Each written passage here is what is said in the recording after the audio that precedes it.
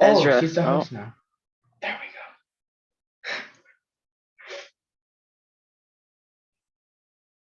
go. Yes.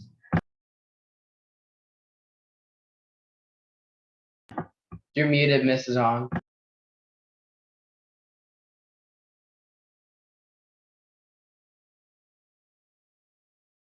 You are muted.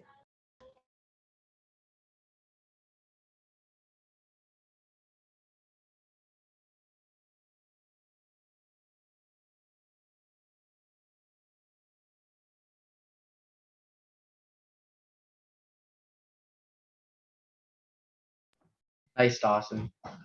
Mrs. On, you're muted. Oh, this is great. I hope she knows she's muted. Wait, who's Dawson and which one's? Wait, which one's Dawson? There's two. Mrs. Ong, your microphone is muted. Hi, you guys Hello. are amazing. And Ezra, did you let me know my microphone was muted? Wow, I think that's worth 2 chipper chips. What do you mean? What Half do of the you class was saying it, and then you only heard me. I started said- it though because yeah, I'm the teacher. and then- You guys no, are hilarious. you I didn't- started it. I said it first. Yeah, I was wondering how But long it was going to for take. some- I could have done the for some whole reason- seminar on mute. No problem. No No one one was- listens anyway. It's really no different than my life in general. Hi, Hannah. Now that you can hear me. Oh boy, I feel like everyone who said something should get some chipper chips. So here we go. Wow, treats all around. Matthias, Justice, and I, Pardon? and maybe someone else. Matthias, Justice, and I. That's all I heard. Okay. Drew? No? Okay, all right. Got him. Okay, and oh, hear that. There are treats in your packages for some of you this time for arriving, for contributing. Wow, good job. And there are always more opportunities for more. Okay, nice. So, oh, hi, Ruben. So today in geography, we are starting our last unit. Pretty exciting stuff. So if you don't have your package that I gave you last time, I wasn't sure how much time it was going to take us.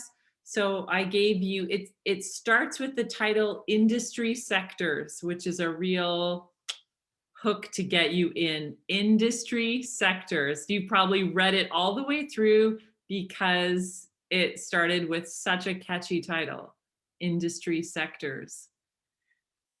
So that hopefully is in your geography book. Mine is colored, don't be jealous. But I just need to say something. Will look like It's that. recording on my screen. You're not recording it. It's still recording on my screen. Okay. So Okay. are we posting this whole thing to Edsby? Oh, we are posting the entire The circus. entire thing. Yeah, from start to finish. We want to leave nothing out. That wouldn't be fair. It's a gong show. An ong show. Okay, so everyone have industry sectors? Okay, excellent. So I need to let you know that in this unit, there will not be a geography test. Your mark will come from you completing these sections, okay? So we're gonna see lots about electricity and forestry and some of those other, okay? So it is you filling in the blanks where I've asked you to define it, define a bunch of terms.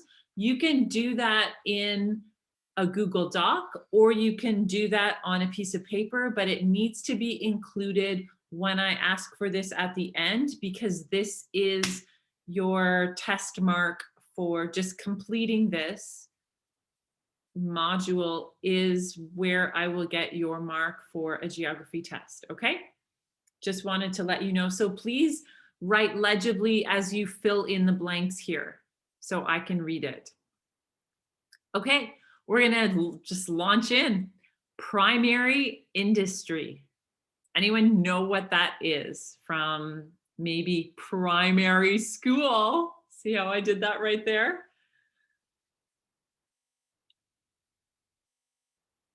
Anyone know what primary industry is?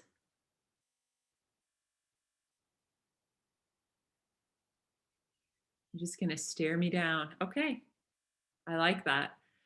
So primary industry takes raw materials from natural places. That's what it does.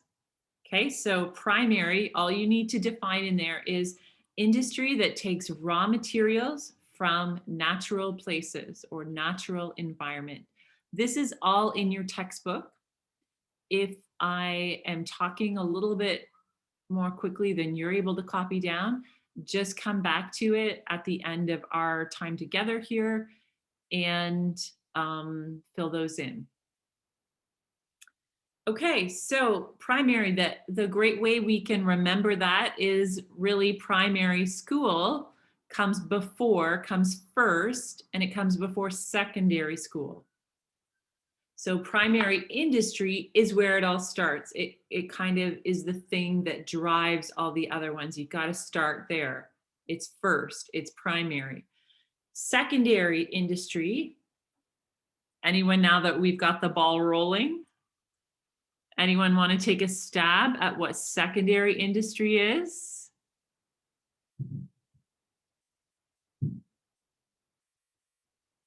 Ezra? You are nice and close to your camera. What is secondary industry? It's the industry after primary. Good one. And in terms of what it does, what do you think it does? So primary industry, let's give some examples of primary. Sorry, let's go back a little bit. What would be some examples of industry that takes raw materials from our natural environment? I'll go The first. paper industry. Paper, okay. Back it up one step. Where does paper come from? Wood. So wood, forest. So forestry is one of those primary industries. Drew, what's another one? Putting you on the spot there. You might be involved in this, maybe this week even. Planting. Farming. Planting what? Food. Okay, so Tomato. okay, wow. I feel like I should have been a primary school teacher to get this going here. Okay, so yes, farming is another example. So in your column under examples, we've got farming, forestry. There's another F. Can you get it? Taking something. Mining. Sorry? Mining. Oh, it is good. Not an F. Fining. But we'll take it. You are absolutely right. So far, farming, forestry, mining. If we were on a coast, we'd probably think of this sooner than we are. What's it? An F, where you're taking something out of the environment, a raw material that you'll use for something else. Fishing. Yes, good one. Fishing. Okay, so we've got farming, forestry, fishing, mining. Those are the main ones.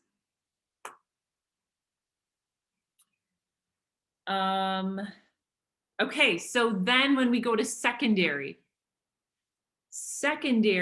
industry processes primary.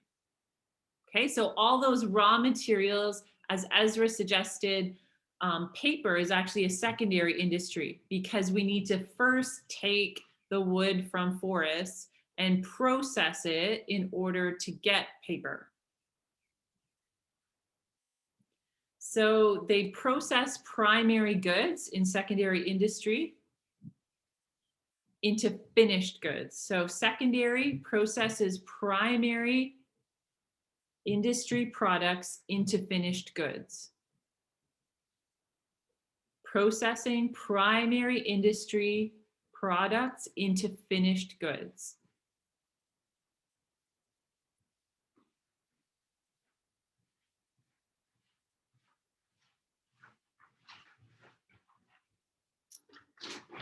Okay, so some examples. We've got paper. What's another example that has to do with a different, so no more forestry products. What's another example?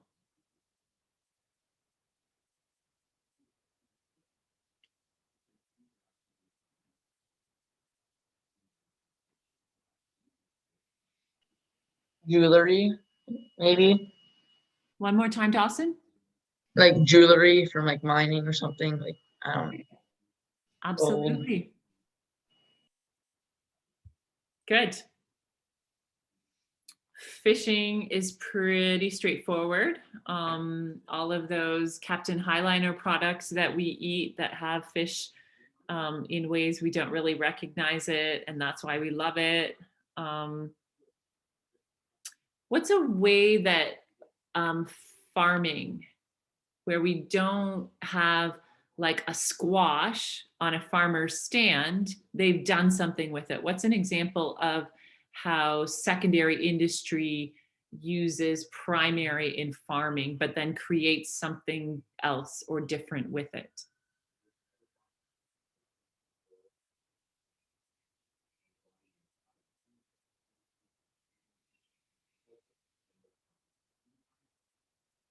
So canned fruit or canned vegetables are examples of food that's been processed.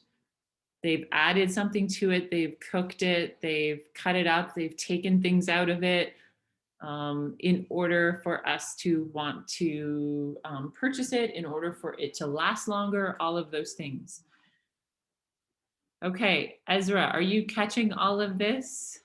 I don't want to call you a bird brain right now, but it kind of comes to mind.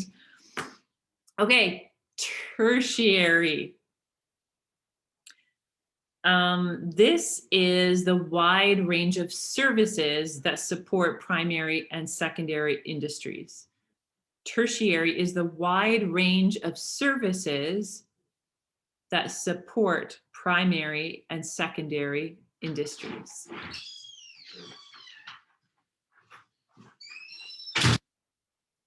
So if we think of, let's think of that pumpkin that a farmer harvests, then it goes to a food processing plant. They make it into a tin of E.D. Smith pumpkin pie filling. We purchase that in order to make pumpkin pie or muffins or something like that. So tertiary is that store that sells it. It hasn't gotten it out of the field, it hasn't processed it, but it's selling it. It's a service industry. So under examples, we have like all of our stores are involved in selling what secondary and primary industries have contributed to. Something else that's interesting is secondary industries add a lot of value to a product. So if we think of something like ice skates, which your textbook kind of walks us through, the raw materials for ice skates only cost around $1 or $2. But we can't buy ice skates for $1 or $2, nor can we use them in their primary form. So if it's mainly crude oil, and plastic products, we can't use that in their primary form. We have to wait till that oil has been processed and formed into plastic, and then layers of that and other polyesters and things, and then the metal for the skate. So as something is processed, value is added to it, and then it becomes more expensive because it's now in a form we can actually use.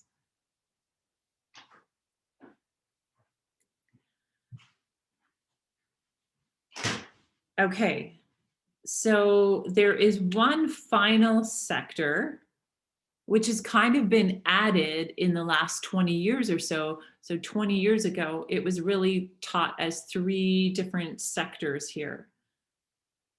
But we've noticed that there's actually a processing of ideas rather than products. So quaternary, that quaternary sector is the processing of ideas rather than products.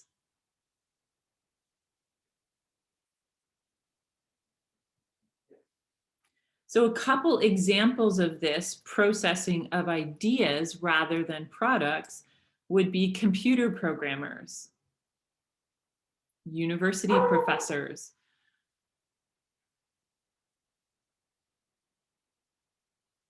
so computer programmers,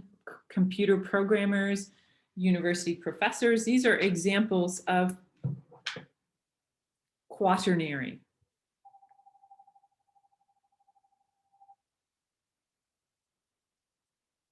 Okay, we're going to take just a little journey here to my map. Okay, so let's see Canada. Oh, can you see Canada? See how big Canada is? Okay, and then let's look at, are you getting dizzy yet? Let's see. Let's look at Japan. Okay.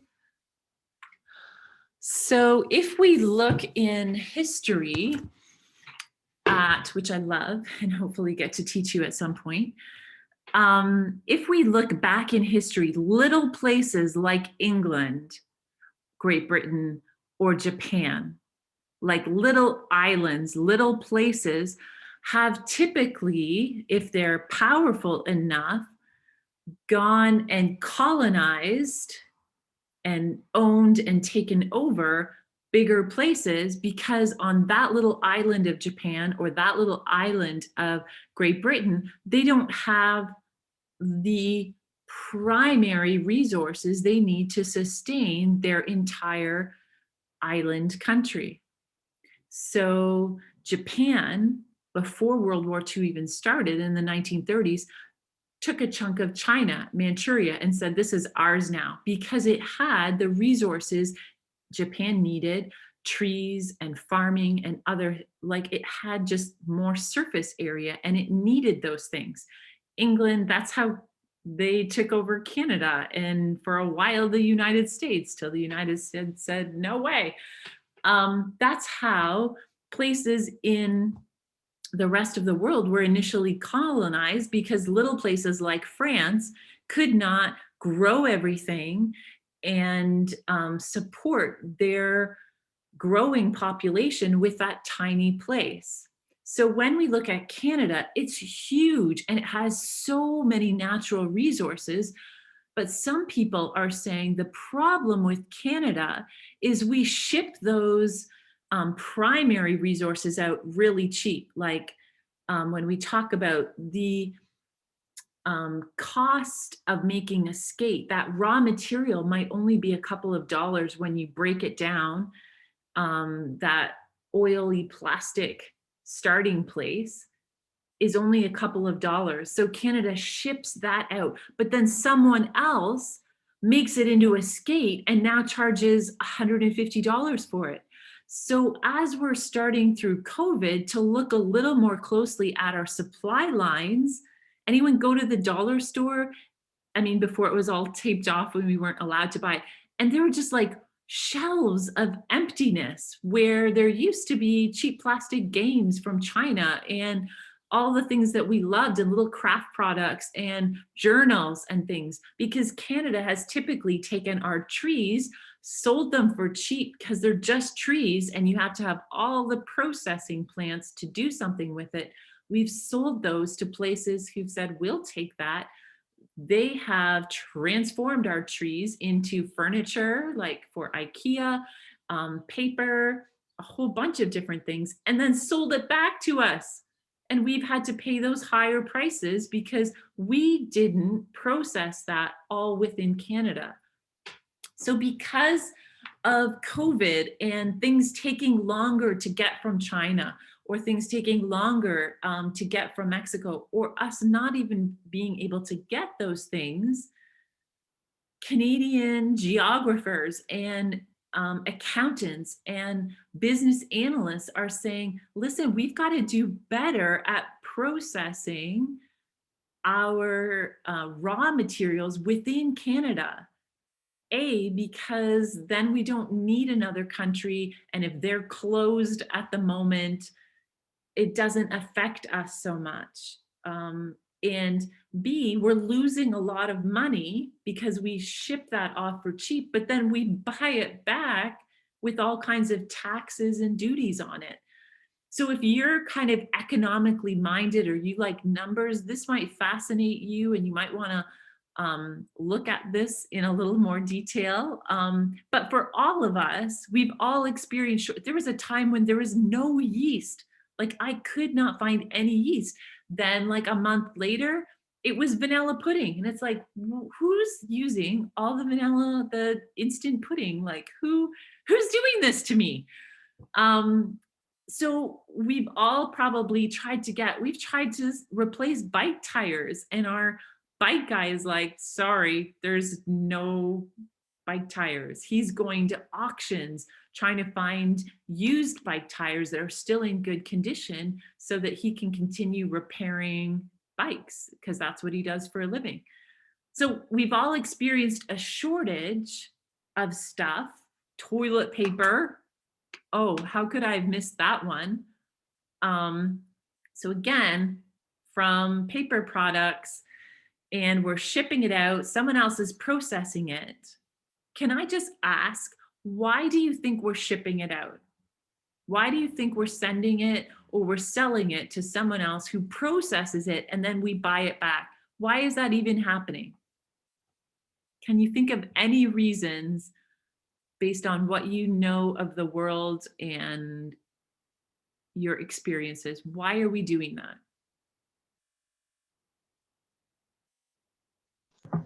It might be cheaper for the other people to do it instead of like Canada doing it. That is the ugly truth. Thank you, Ezra. It's so true that it is easier, or it's not easier, it is cheaper for something to be processed in Mexico, in China, in India, because often those people are not paid a living wage. Have you ever picked up something from the dollar store and been just like, how can they make this and ship it from China for $1? Like, how is this even possible that I can, or $3, this lovely little cactus plant with a pot in it? How can this come? How is this only $3? Part of it is because the people making it are not making what we would call a living wage. So they are working full days, 5 or 6 days a week, maybe 7, and they're barely able or not able to pay all of their bills, pay for housing, pay for food, so that they can't even live on that. They're not making a living wage, or they're scraping by so that if they're sick for a few days, they're toast, because they need to work every single day in order to make enough money to pay their rent and buy food and the things they need. So that is part of the ugly truth of why Canada ships our primary goods, someone else does the processing and sells them back to us, is because Canadians have a minimum wage. And by the time you factor into the minimum wage, maybe a journal you can buy at the dollar store for $3.50 would cost $8 if a Canadian made it. And so we have to determine, do we want to keep things local and pay more, or do we want to continue to risk shipping it and pay less? And most of us have voted with our money and say, I'll pay less. And I don't really want to know how it's made and who has made it in another country, and if they're getting enough money to live on, if their working conditions are decent. That's just, most of us are like, I just want to save money, and I'm not that interested in how it is that I'm saving money. Okay, so I'm going to pause there. What I would like you to do in the last 10 minutes or so when I'm not talking is just finish that page, which is you're just tracking some delicious McDonald's fries, thinking about all the industries involved in those. And then you're looking up just in your textbook there, which industries have the highest percentage of, actually, let's just do that. Let's just do that right now, and then you're done. Okay, so I'm just looking at page 273 in my textbook. And I can see right away under the column percentage of workforce that one of these industries has a ton, the majority by far of Canadians work in one of these industries. Has anyone found it? You can type it into the chat, or you can take your microphone off. You may not yawn, Maddie. You may not yawn. Those were not my two options. Business, One more time, Dawson. businesses and personal services. Okay, that tertiary industry. I know it's a weird word, tertiary. When we're not together, you can just practice it. Tertiary, tertiary, tertiary. Right, 75% of Canadians are working not in primary, not even in the processing of those primary industries, but in tertiary, so those service industries. Okay, awesome. Which industry has the lowest percentage? You're right there. Look for the lowest. Justice, did you have it? Do you have your textbook there? Nope. Okay. Justice is of no use to us right now. He does not have his textbook. He is just feeding off of these answers. That's a-okay. I'm just teasing him. He loves to be teased, even if he glares at me. I know he really loves it. Anyone got it there? Is our man Dawson going to fill in all the answers here? Oh, good one. Alexa, in the chat, I see it there. And it is primary, like 4%. Think of the size of Canada, and 4% of Canadians are involved in primary industries, 4%. So again, through COVID, people are starting to really rethink, is this a good idea? That so few Canadians are involved in extracting and processing. So 20% of Canadians are involved in secondary industries. Okay, awesome. Let's track fries, and then we'll be done, and you'll be done, and there'll be nothing else for you to do when this is done. So think of some delicious McDonald's fries. What industries are involved in getting them into your favorite combo? Okay, so take me, how does a fry start? When is it born? Well, potatoes are planted. Thank That's you. the first step. Yeah, so we have And- farming. Oh, go ahead, yeah. Oh, I don't have an answer for the next. Okay. Anyone eaten a raw potato? Maybe you're so hungry and you're like, you just take a bite. Drew, how was it? Meh, Eh, cooked. okay. It's better cooked. It's disgusting. Don't try Thank it. you. Thank you. Thank you. It is disgusting. That was my response, not just, it's gross. So, It's better than vegetables. okay, so we have the humble potato that a farmer has planted in some form. It grows, it's big, it gets harvested. So now it moves to secondary. How does it go from disgusting to delicious? What happens to it in that secondary processing? Any guesses? Like,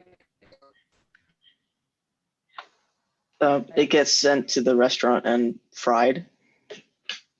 Okay. While it is in secondary, like in a processing plant, like McCain's or something, some other big fry manufacturer, that potato would get cleaned up. And it would peeled. get Sorry, skinned. go ahead. Yeah, it would get cleaned up and then skinned and then sliced. Good. Okay. And then it might even get coated in oil and salt, frozen, and then it gets shipped to a McDonald's where they dump it out of a big bag into their deep fryer in that little basket. And we're just like all drooling right now. And it goes in there for its magic amount of time that they have down to the second. A timer goes on even, and then it's off. We take it out of the fat and we set it over there. Okay. So it hasn't like been transformed so much that we don't even know what it is. There are some foods that are like that, but the humble potato, we can still recognize it. So those are, we've got primary, we've got secondary. McDonald's is tertiary.